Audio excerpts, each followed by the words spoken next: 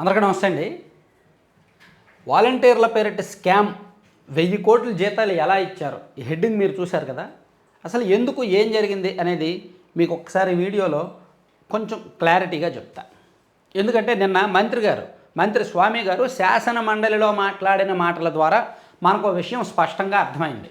2023 September నెల నుంచి కూడా వాలంటీర్లు అనేవాళ్ళు మన రాష్ట్రంలో లేరు. వాలంటీర్ అనే వ్యవస్థ మన రాష్ట్రంలో లేదు. ఎందుకంటే నిన్న మినిస్టర్ గారు ఏం చెప్పారంటే వాలంటీర్ల విషయంలో 2019 జూన్లో వాలంటీర్ల నియామకానికి సంబంధించి జీవో వచ్చింది. అలాగే 2020 సెప్టెంబర్లో వాలంటీర్లు ఏడాది కొనసాగిస్తున్నట్టుగా ఒక జీవో వచ్చింది. అలాగే 2021 ఆగస్టులో కూడా ఒక జీవో వచ్చింది. 2022లో కూడా ఒక జీవో వచ్చింది, సెప్టెంబర్లో అనుకుంటా జీవో వచ్చింది. కానీ నియామకం జీవో వచ్చింది, ఏడాది కొనసాగింపు జీవో వచ్చింది, మళ్ళీ ఏడాది కొనసాగింపు జీవో వచ్చింది, మళ్ళీ ఏడాది కొనసాగింపు జీవో వచ్చింది. కానీ 2023 సెప్టెంబర్లో రావాల్సిన జీవో రాలేదు.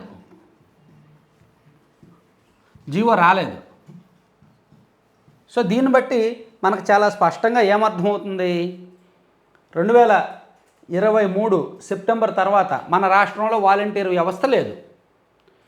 చట్టం చేయలేదు, జీవో రాలేదు, మంత్రివర్గం తీర్మానించలేదు, అసెంబ్లీలో బిల్లు పెట్టలేదు. ప్రభుత్వం ఒక నిర్ణయం తీసుకుంటే చాలా మార్గాలు ఉంటాయి, అధికారిక మార్గాలు. ఈ అధికారిక మార్గాల్లో ఏది ఫాలో అవ్వలేదు. అంటే రాష్ట్ర వ్యాప్తంగా ఉన్న 2,64,000 మంది వాలంటీర్లు కూడా అనధికారికంగా కొనసాగారు. 2023 సెప్టెంబర్, అక్టోబర్, నవంబర్, డిసెంబర్, 2024 జనవరి, ఫిబ్రవరి, మార్చి, ఏప్రిల్, మే, ఇవి ఒక 4 నెలలు, ఇవి ఒక 4 నెలలు, సుమారుగా 8 నెలలు. నెలకు 132 కోట్లు వాలంటీర్లకు ఇచ్చే జీతం. 2,64,000 మందికి ఇంటూ 5,000, 132 కోట్లు నెలకు 132 కోట్లు చొప్పున 8 నెలలు లెక్కేస్తే సుమారుగా 1000 కోట్లు, 1056 కోట్లు అవుతుంది. పోనీ ఒక 56 కోట్లు అటు ఇటుగా తీసేసిన 1000 కోట్లు. మరి ఈ 1000 కోట్లు ఏ లెక్క కింద జీతాలు ఇచ్చారు, ఏ పద్దులో జీతాలు ఇచ్చారు? ఇప్పుడు మనం ఒక ఐఏఎస్ ఆఫీసర్కి ఒక ఇన్నోవా కారు కేటాయించాలంటే జీవో రావాలి. పలానా జనరల్ అడ్మినిస్ట్రేషన్ డిపార్ట్మెంటు పలానా బడ్జెట్ నుంచి పలానా ఇతనికి ఈ ఎలవెన్స్ ఇస్తున్నామని. ఒక మంత్రి ఎక్కడికో ఒక దగ్గరికి టూర్కి వెళ్తే, లేదా ఒక మెడికల్ టెస్టులు చేయించుకొని ఎక్కడికో వెళ్ళి వస్తే 1,00,000 రూపాయలు అతనికి ఇవ్వాలంటే జీవో రావాలి, అఫీషియల్గా జీవో రావాలి. పలానా బడ్జెట్ నుంచి పలానా ఎలవెన్స్ ద్వారా అతనికి డబ్బులు ఇస్తున్నాము అని. ప్రభుత్వం ఏ కార్యకలాపాలు ₹1 బయటకు రావాలన్నా సరే ఉత్తర్వుల ద్వారా బయటకు రావాలి, ఏ అకౌంట్ నుంచి తీస్తున్నారనే చెప్పాలి. మరి 1000 కోట్లు ఏ అకౌంట్ నుంచి ఇచ్చారు? నిన్న మంత్రి స్వామి గారు చెప్పిన లెక్క ప్రకారం అయితే 2023 సెప్టెంబర్ నుంచి మన రాష్ట్రంలో అధికారికంగా వాలంటీర్ వ్యవస్థ అనేది లేదు. 2023 సెప్టెంబర్తోనే వాలంటీర్ వ్యవస్థ పోయింది. కానీ ఆ తర్వాత వాళ్ళకి జీతాలు దాదాపుగా 1000 కోట్లు జీతాలు ఇచ్చారు. ఈ 1000 కోట్లు ఏ పద్దులోంచి ఇచ్చారు అనేదే ఒక పెద్ద స్కామ్.